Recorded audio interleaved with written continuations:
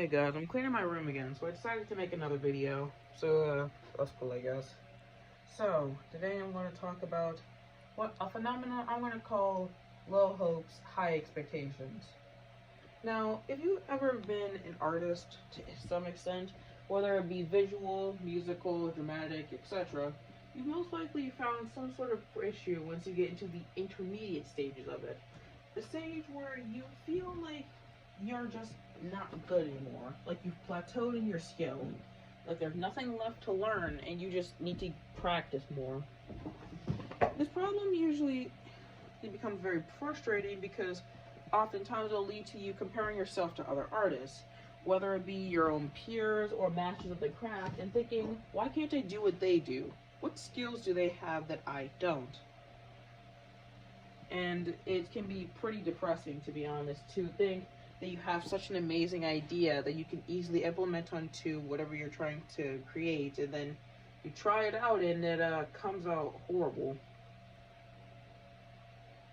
So I think the reason for this is because many people as artists don't realize that even when there's no more lessons, you're still learning.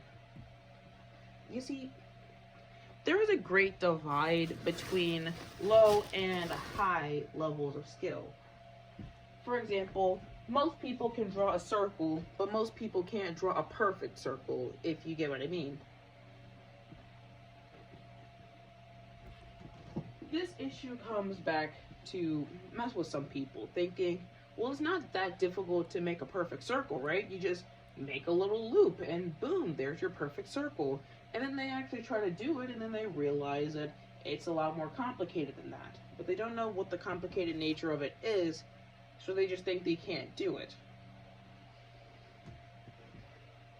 I think a lot of this stems from the fact that there's a lot of misconceptions about art, but one of them is pretty frequent among people who don't practice art at all or don't practice it that much, like they're a hobbyist.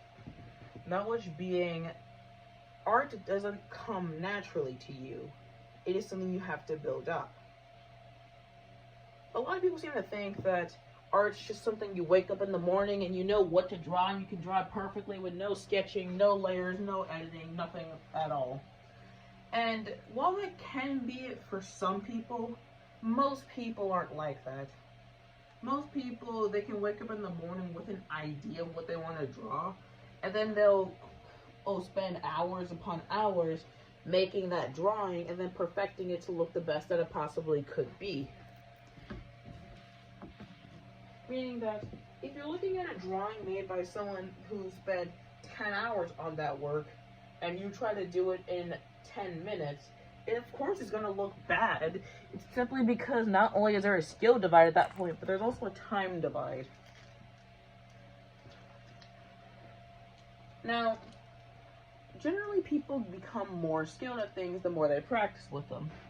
Meaning that if you watch something like Spectralite AAA and you try to do their version of Undertale characters, you might have a bit of trouble because Spectralite AAA has had years to do their style of art.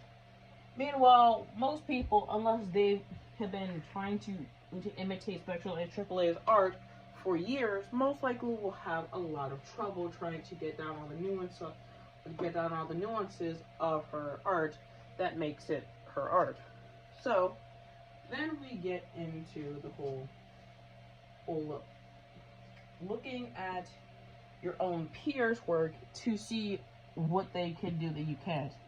And this one's kind of simple. Just ask them what they do. Like, I highly doubt that your peers are going to be such jerks that they will refuse to share whatever knowledge they have with you. But another thing that you could do to fix this problem is just research. Believe it or not, but a lot of problems people have can be not only due to a skill gap, but also a knowledge gap. Now, there's obviously some things that are objectively right and objectively wrong in art. Like one thing being, you want your art to actually have a subject. Whether it be happy, sad, or just whether it be an emotion, a character, an environment, or anything, you want it to have a subject. You don't want it to be a bunch of stuff that you just created and just call it art, because most people generally won't agree with you if you call it that. Another thing goes back to that whole time thing. You see, it is deceptive how long someone might take to learn something. For example, speed paint videos can extremely expedite the process that it actually takes to, create a piece of art. Because they can condense what took 4 hours into 4 minutes, which is a really useful skill because it makes art seem less daunting and more impressive. But if you're an artist, it's not really the greatest because you're effectively watching someone do their art 60 times faster than they would actually be doing it.